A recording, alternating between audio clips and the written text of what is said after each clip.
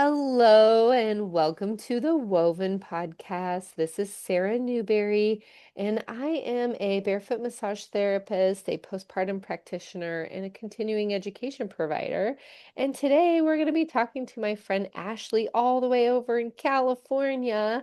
And if you don't know, I'm in Missouri. And my friend Ashley here is also a fellow barefoot massage therapist, lover of Jill Miller tune-up balls roll method. I also do that. And yeah, barefoot massage and continuing education. And if there's anything else that I'm missing in there, we will probably discover it along the way. We don't really have a super agenda for today, so we're just going to kind of see what comes out. And I do know I was looking at your Instagram, Ashley, that you have a free ebook available, and I was looking through that, Yeah. and that is so cool. Thank Um, you. and there was also, remind me of the YouTube channel that you were Uh, on. I was asked to be on Good Mythical Morning. Good Mythical Morning. There you go. I Yeah, watched it and it's really, really cool. So go check that out too if you'd like. Um, and we before we hit record here, we were just discussing the weather because that's what people do whenever they connect for the first time, right? And yeah, it's freezing and we have about 9 inches of snow on the ground. And Ashley is in California where it's almost 80. yeah. How It's can two unusually warm. how can two people in such different climates have so much in common, you The, know? the question for the gods, I tell you. Well, that, or I would say that you're also from the Midwest, and I True. feel that vibe in you, Yeah. Midwest girl in the on the coast. Yeah, I grew up in northern Indiana and then I lived in Kentucky for a while, which is where I found barefoot massage. And you were actually one of the first instructors to teach me, so thank you for that. What? Really? One of the Wow. first. Yeah. Gosh, I've been doing this a long time. That makes me feel like an old lady, like an old barefoot massage lady. I'm good with that, by the way. I love that. Well, you're very good at what you do. And Oh, shucks. I'm really grateful to know you. Yeah, I feel the same. I also remember when you were in Kentucky, we were much closer and I could like drive to you. Yes. Now it's a bit more A little challenging to drive harder. that far. Yeah. Yeah. But you can Yeah. always take a quick flight. Yeah, that's true. What's nice about living in Missouri is that pretty much everything is like 4 to 6 hour direct flight, like anywhere I want to go in the That's country, awesome. in the United States. Yeah. Well, I'm always here for you. You can come Yeah. visit anytime. Yeah. But you moved to California, and I've been watching you kind of grow and flourish in your own practice. And I know that you practice a little bit differently than your traditional massage therapist, like spa vibe. Not that there's anything wrong with that. But I would love for you to tell me a little bit about what it's like for a person to come in and see you. Well, it's very different, is what I've been told. So what I do, my regular clients have told me that, and I find this to be a very nice compliment, that I have found a way to balance the spa side of things, the therapeutic side in that regard, with clinical approaches. Um, so how does it differ? I focus a lot on nervous system regulation. So depending on which session you get, this is going to vary a little bit, but all of my sessions start with very simple self-care, breath work techniques. And I do have a session that incorporates self-care, which talking about Jill Miller, yoga tune-up, all of that stuff, we use her balls in our sessions. So that's a big difference. And then on top of that, the biggest difference is that I specialize in myofascial ashiatsu barefoot massage. So I use my feet instead of my hands, and it's slow, intentional, and most people are more accustomed to more Thai massage, so compression and stretching and like the the fluid movements, or traditional ashiatsu, which is more, long, flowy strokes. Um, and I do long, flowy strokes, but they're very slow and intentional and very specific. And the combination between the breath work and the slow strokes, and then approaching it from a clinical mindset of, excuse me, which muscles are we working? What are the actions, and what is your lifestyle like? My intake form, which took a lot of inspiration from your intake form Yeah. and to help create mine. And I really take that time to get to know my clients. So I learn about where their medical history, and like what they're dealing with day to day, their stress levels, things that bring them joy, um, how much time they spend in solitude, their goals, things that motivate them, things that you wouldn't normally see on an intake form. But I use all that information so that I can really tie it in with what I do and make it relevant for them so that they get the most out of their session and their healing. Yeah, I love that. So you said quite a few things that I'm like, ooh, we could go down that rabbit hole. So, I always want to give credit where credit is due, right? And my friend Marion, who I met in Mother Circle, she taught me something about the word breath work. Mm, And you kind of combined self-care and breath work there for breath care. yeah. And she never says breath work. She always says breath care because she Oh. talks about like the vibe or the energy of the word work and how Mm, we oftentimes associate that with like effort and force and application. yeah. And if you think about like what is breath work and what is breath care, and so I've started calling um my breath exercises, I'm trying not to say breath work, my breath intentions, I've been calling Yeah, it breath care. I like And that. it feels so good in me to say that because it's like, breath and breathing is part of the autonomic nervous system, right? You will breathe whether you're telling yourself to breathe or not. And so I think sometimes we can forget about it and we can kind of just like go about our day and not really care too much about what happens because your breath is going to breathe, regardless. Whether you're thinking about it or not, right? Yeah, and so I think whenever I reposition myself to say breath care, I I think about what does it mean to care for the breath or the air that's coming into my body, but also what does it take to care for my body as it receives the breath? I love that shift in Yeah.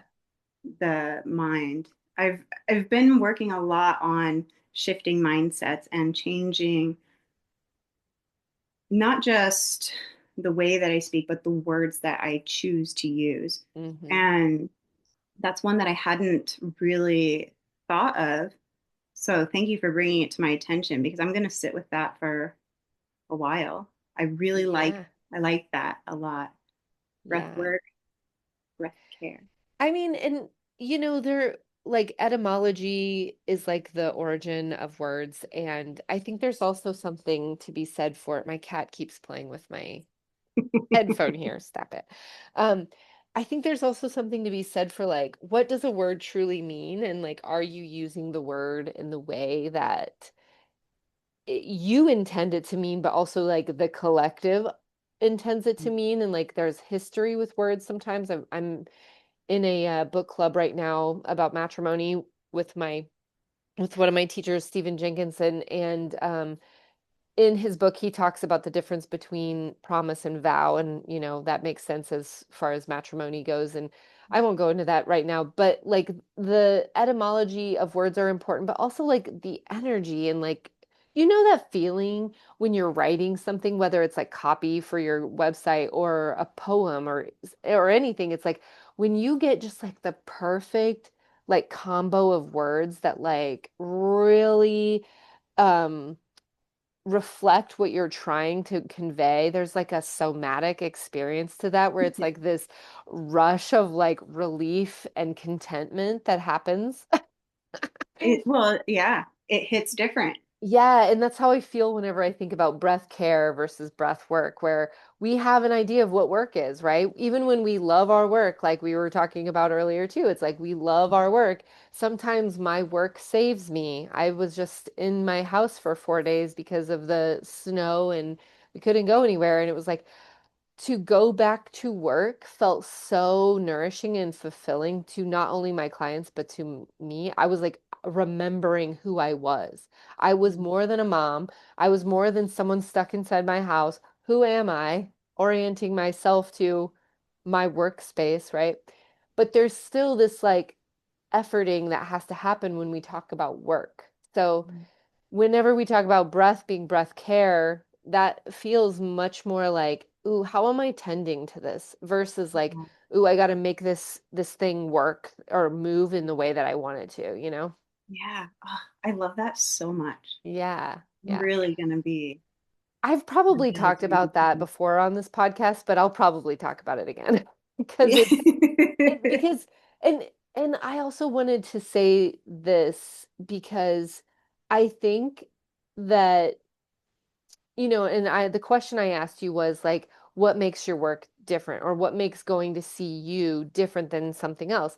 And I think it's all of those pieces, right? Like we can list all of our letters and our credentialing and all of those things, and those things do mean things. But also like what's the other piece? What are the other parts to it? Like I'm talking to you about breath care that was inspired by my friend. Yeah. It wasn't a class that I took. It was like an intentional, beautiful conversation that erupted into like a mindset shift for myself and now Hmm. like other people as I've shared the story. Yeah.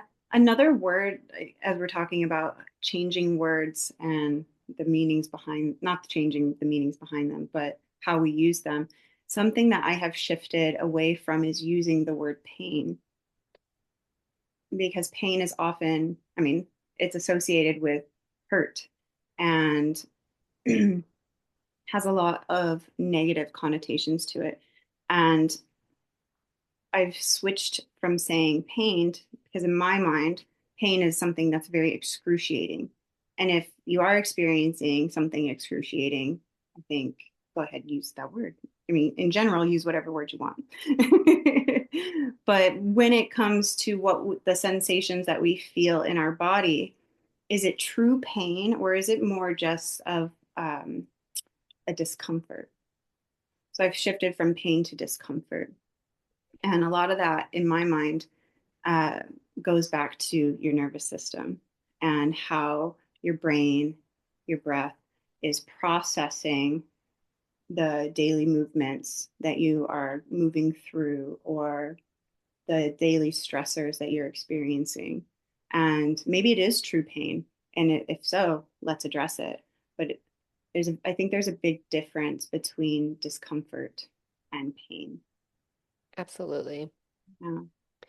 Absolutely. It reminds me of like children who say like I hate you, and we talk about that H word, the Mhm. hate word where it's like you should actually really reserve that for like really big things. You can say I don't like you or something.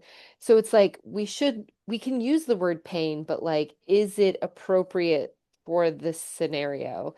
Right. And when I do like somatic coaching, that's a lot of what we uncover and discover at also, where it's like, what is the sensation and is it movable? Is it changeable? Mhm. And maybe it is and maybe it's not. And Yeah. either one's like, okay, but can we like sink below like ouch or hurt and get Mhm. into like, well, like what hurts? And like what Mhm. does that hurt kind of feel like, you know, Yeah. And I've been asking clients to describe the discomfort. Is it because there's different, if you're using the word pain, there are different types of pain, different levels of pain. And so if they're able to describe it as something, say, maybe it's just a dull ache, or it's radiating, or I'm blanking. But things of that nature, that changes sometimes the approach in a session. If you have, excuse me, a radiating pain, well, it could be a trigger point, perhaps, or maybe it's a nerve. Maybe I'm on a nerve, so I just have to move slightly. And trying to figure it out and decipher, um, for me is the fun part in my job. But you can't really do that effectively if somebody just says it's pain, Yeah. you know, and like having more dialogue around the sensations that the client is feeling, and myself too. Like what I feel underfoot might be different than what you feel Hmm. receiving, Yeah. you know? Yeah, I found a poster on Etsy of somatic descriptor words. So it's Mm, things like tingly, dull, vibrating, like sensation language. And yeah. I blew it up and put it in my room. And, you know, story time here. I grew up with a mom who was a nurse. And I was also, I probably had a lot of my autoimmune stuff that I do today way back then. And so I grew up with like a lot of aches and pains and I'm a deeply feeling person. So like when I'm explaining how I feel, I'm never like, I'm good. I'm like, well, I'm a, I'm a like well of joy right now, riveting in like a field of wildflowers or something. You know what I mean? Like I'm a very deep person. And You're like a Sufi poet. yeah, right. And I just feel like I just get kind of annoyed, I guess, by like the general small talk answers of like fine, good, bad, Mhm. stressed or whatever. Like there's so much richness to life. Like let's live in that, right? But whenever I grew up, I had a lot of sensations going on, and my mom didn't use that word, but she would say, like, what does it feel like? And she was a nurse, so she was kind of used to like that symptom diagnostic model, if you will. The pain And feel. it really helped me kind of identify myself. Like I could locate myself, I could feel myself because of the sensation or the pain or the whatever was happening. I remember, uh, I don't know, I was probably like 8 or 9 and I had a stomach ache and she was like, well, what does it feel like? Is it dull? Is it sharp? Is it stitching? And I remember being like, stitching? What does that even mean? And I've said this to my clients a couple times and I always get that, like, what does that even mean? But now as I've like traversed sensation language, I'm like, oh, stitching. I totally know what that feels like, Yeah. you know? And so now even with my kids, when they say things, I'm always like, I need you to describe this differently or deeper or more. I need more words. And so now my kids know better than to just be like, I don't feel good. I'm like, okay, well, that could mean so many things. And what a gift that your mom gave you. Yeah, Uh, right. Tuning in to the interoception that we have, and building that awareness of the sensations that you're feeling throughout your body that could or maybe could not be contributing to what is going on around you or intern, all those things. And I just think that's such a beautiful gift. Yeah, I think so too. I mean, I think it's funny how things kind of come back around, where like she was very much in allopathic, like you got an ache, give it a medication, and I mean I know the need for that, but I also eh, I don't have to do that either, There's other Mhm. things. Yeah. Um oh, I had a thought about something. What was it? Well, it'll come back, either or it won't.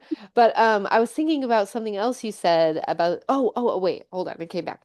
Okay. Um You said interoception, and I was thinking how in my nervous system understanding CE course that I teach, Mhm. We go over those things. So interoception, exteroception, proprioception, all of the somatic work that I do has a bit of like education of that. So even if you come to my group classes, we talk about what are all these things.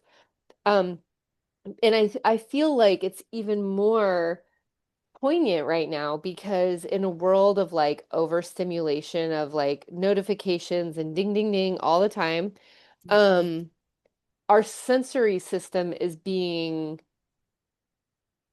flooded and empty and then flooded and then empty. And I I have to say of all the different kinds of healing stuff I've done, understanding my sensory system, like right now I have a hot pillow on my back Uh-huh. because I want to be able to stay present with what we're talking about. I mean, granted it's cold and that's nice too, but the heat is actually part of like how my body talks to itself, you know?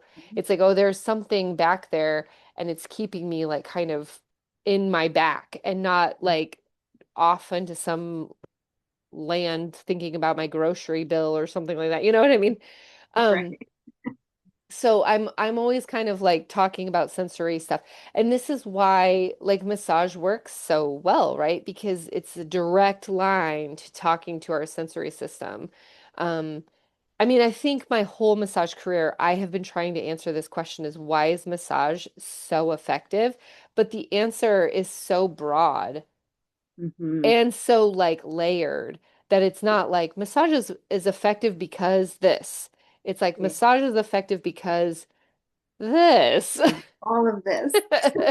Yeah, right, right. Yeah, I'm right there with you when you talk about talking about the proprioceptive and interoception during your classes, and it comes up a lot in my self-care classes that I have, and in those self-care sessions where we use the tools in the barefoot massage. It's such a nice experience because with those therapy balls, you'll know fairly quickly if a muscle is tight or tender or uncomfortable, right? And it's similar with trigger points. You notice it fairly quickly, and if my communication is really well with my clients, they'll tell me, "Hey, I notice." Like if let's say this happened not too long ago, where I was working on a client's calf, and she was like, "I don't know what you're doing right there, but I feel that in my shoulder." Great. So I just hung out, sunk in a little bit deeper, and we just waited until it released or until it got lighter. And she was communicating with me the whole time. And because of that, she got one of the best sessions that she's ever had. And side note, I spent 75 minutes on her lower legs, just her lower legs, because she was giving me such great feedback. Hmm. And Hmm. I didn't realize how much time had passed because we were just deep in it and getting real geeky about all the muscles and all the things. And I looked at the clock and I thought, oh no. And I told her, I said, we got to move on. I only have 30 minutes left and I have not even touched your upper body. And she said, that's okay. And I was like, well, I'd like to at least finish with some neck work. But it was such a great experience, not just for her, but for me too, because it shows the power of communication. And then it also shows when you have that awareness, internal and external. Because had she not told me that her calf was bothering her, I would have moved on way Hmm. sooner, you know? And so, like, the combination of all of that is so important for clients and just people in general to be able to heal. And that's a big, um, what's the word I'm thinking of? The big reason why I do what I do because I've had a low back injury. I have two shoulder injuries. That's why I use my feet now. And I didn't have a lot of help along the way in healing those injuries. And I didn't have the resources. And so it's a big part of why I do what I do, is so I can help others build that awareness so that they can communicate and identify. And even if they don't have the right words, they can describe what they're feeling, whether they're talking to me or, their medical doctor, or they whoever they choose to see.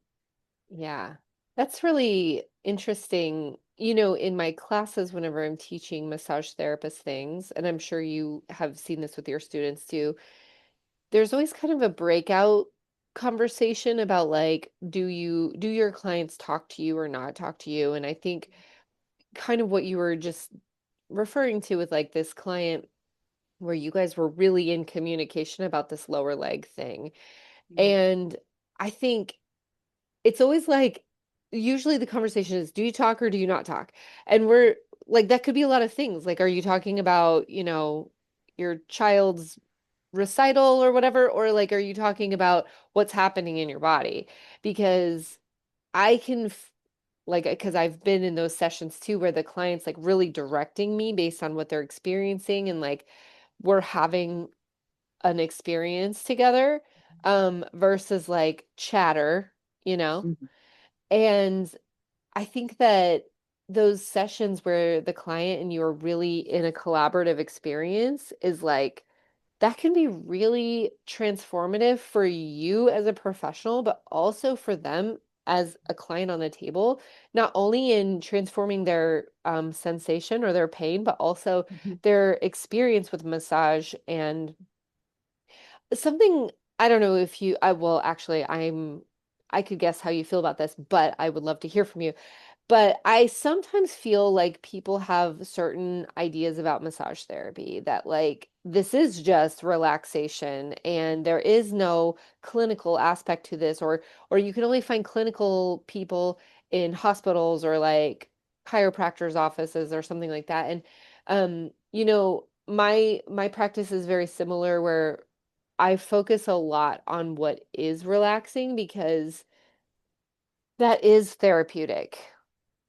I mean, when I got out of massage school, I was like, the only claim I can make is that relaxation is therapeutic because that is truth, right? And especially in a world where we're so stressed out and we don't know how to process and move through stress, Right. we have to like relaxation massage is super valuable. It's super Yeah. beneficial.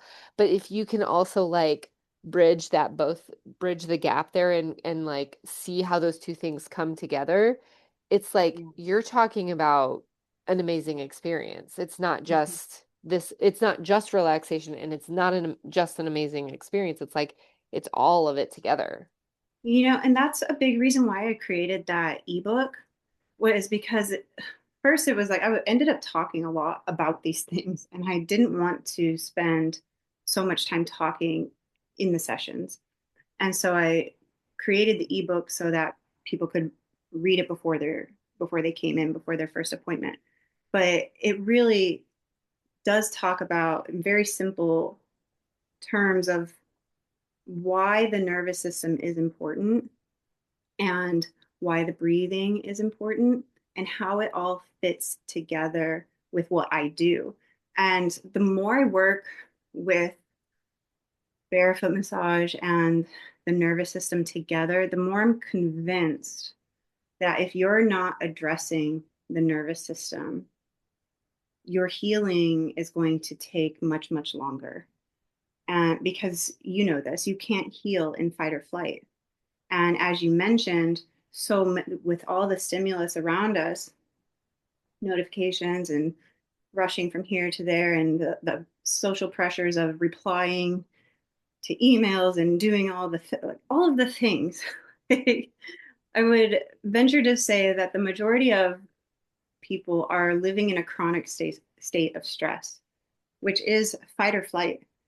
That sympathetic state. And And we're meant to have that, right? Like that's what's right, beautiful about it is we are meant to handle short bursts of stress, right. but we aren't meant to really handle long-term chronic stress, Right. which I mean, I have lots of thoughts about that, but until we can figure out how to process these things and complete the loop, and that usually involves being in group with people. So like that's why villages and tribal stuff, tribal Yeah. rituals and things like that were so important. It helped you complete the cycle. We Ugh, could then leave the stress like over there. The stress was left in the fire or whatever, exactly. and we don't have those things, so that's what's limiting us in moving through chronic stress. Hmm. And that's what I'm finding, is like bringing clients back to their breath, and assuring them, like in the beginning, it's really, at least for me, it was not easy to move from here to here in my lungs and belly.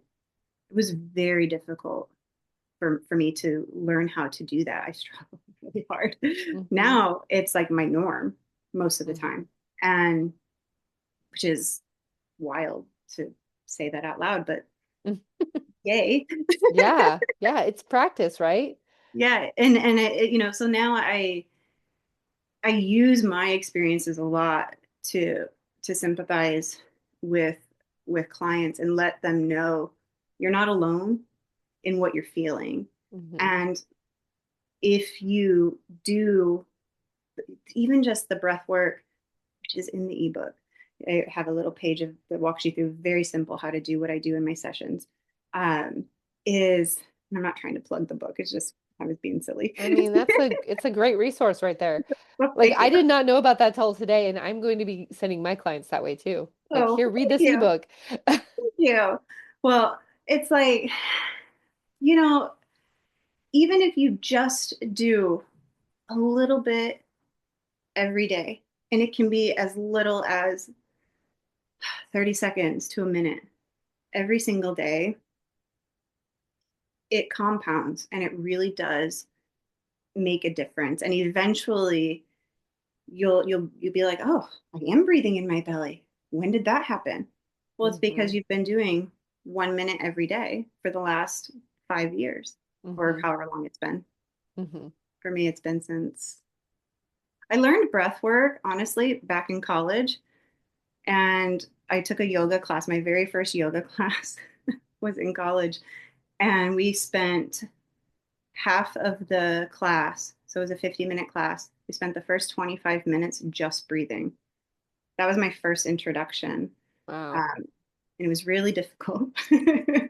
And then Hmm. I was reintroduced to it during shutdown. They Yeah. started having all these panic attacks and couldn't go anywhere. And it was just not a great time for me.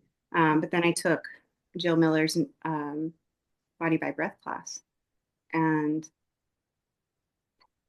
I've been practicing that work ever since. And I'm so convinced that the nervous system is the root of healing.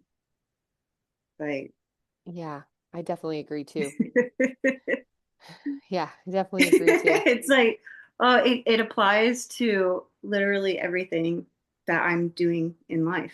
Hmm. Hmm. You know, You like know, I and it's something that I was taught. I just taught my nervous system class like last week or something, so it's fresh in my mind. But um, I go through a lot of the like Instagram jargon about nervous system because it's a very trendy word. Just like if you've been in this business for a long time, the wellness industry, there's things that come and go as trends. Like psoas was all the rage a couple years back, and then there was Thai massage, and like there's always these trends. And right now, nervous system is trending. yeah. And I feel like you see it now in everything. It's like I see it in parenting, I see it in yoga, I see it in massage, of course, but like there's like schools even and all this stuff. And that's Mhm. great. Like it is great. But at the same time, when it gets out like that, it also gets weakened, right? And the true understanding of it is like hard to grasp onto.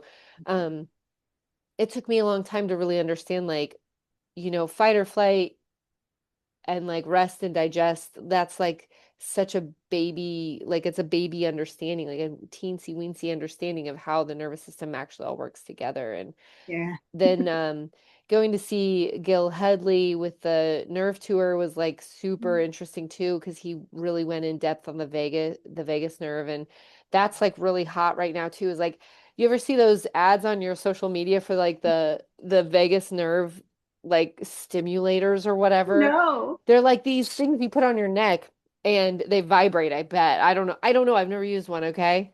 Never used Wow. one. But I see it and I'm going like, wow, there's so much more to understand than like just get this contraption and it will work. Like that's not Yeah. how the nervous system works. You can't do that. I It's mean, just not. you could just hum. Right, exactly. I'm like, or you can do the salamander, or like you could lymph massage, stimulate, Right. tap, tap. Like there's so many things you could do. But like That's interesting. we have to commodify everything here. We have to make a product and then sell it. So, Honestly, one of my goals in my work and in my personal life is to simplify yeah, everything. Like absolutely. I don't want to have to consume all of these products just to regulate my nervous system, as an example. Yeah. You give Like me if I some can, balls and some hot pillows, that's all I want, okay? exactly. My balls are my favorite self-care tool. Yeah. It's like you combine that with breath work and slow intentional movements, whether it's with the ball or massage. Yeah. Oh, it is so good. It's so effective.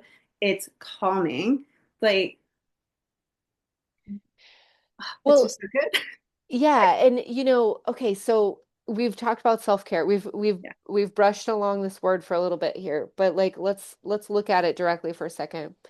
Self-care is one of those things, again, it's a buzzword. People think, "Oh, if I just take care of myself." Well, self-care really like there's a it's very close to being selfish, right? Like self-care does not equal selfish, right? So self-care is like how do you care for yourself? There was a meme that went around a couple years ago. It was like a animated picture of a person cooking food in their kitchen, right? And it was like Mhm. this is self-care. Yes, feeding your body is self-care.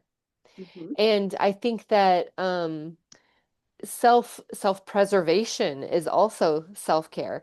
And I think self-care, again, to go with like internet culture, is like we've missed what it means now.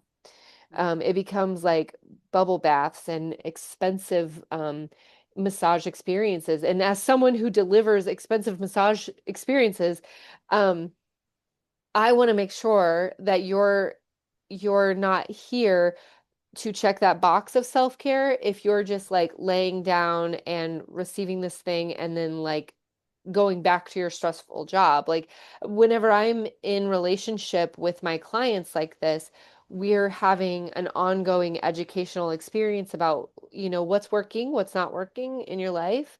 And there's going to be like, how do we make small but substantial changes so that you can access self-care in moments of your everyday life. It doesn't have to Yeah. be this big lavish experience. It's like, how Right. do you find resource, which to me is like another word for self-care, is finding Mhm. resources. Sometimes the resources, um, looking up at a picture on the wall, right? Yeah. And exploring that picture from a somatic lens of like texture and color and being with those things, really just like what does it feel like to embrace like the color green? And that becomes a resource. That can become a resource. Now, that's for a certain person at a certain time. If you're like in the middle of a flood or something, you can't like resource your way out of looking at all the nice pictures like that, like we have Well, to. in that instance, that's where it's appropriate to be in fight or flight. You Right. probably want to get out of there. Absolutely, exactly. Or like, what is it to, pet your cat or, feel the softness that is their fur, as my cat's Yeah. sitting on my lap here. Yeah. It's like those are all resources that can check that self-care box if you're being being with, which I know seems kind of an like not ominous, what's the word? Like it's kind of a vague or obscure kind of word. Like what does that even mean to be with something? But when you explore something mindfully, you can be with it in a way that's like resourcing and not um debilitating or taking away your energy or stressful, and you can feel the distinctions between like that resource and the stress you're experiencing. This, I think what you're also talking about is being present in the right. moment, Yep. right? Because when you are present, you're not going to be distracted by all of this. The noise. And when you are present, you can then notice the tension in your shoulders or the ache in your neck or you know how good the sun feels on your face or how nice the winter breeze feels Mm-hmm. when you walk out to your car. It's like there's so many things that apply here to that allow you to be fully present and in doing that calm your nervous system, Mm-hmm. you know which is the ultimate form of self-care, I think. Yeah. And I do try to make self-care easy for my clients. Mm-hmm. And that's part of why my intake is so long.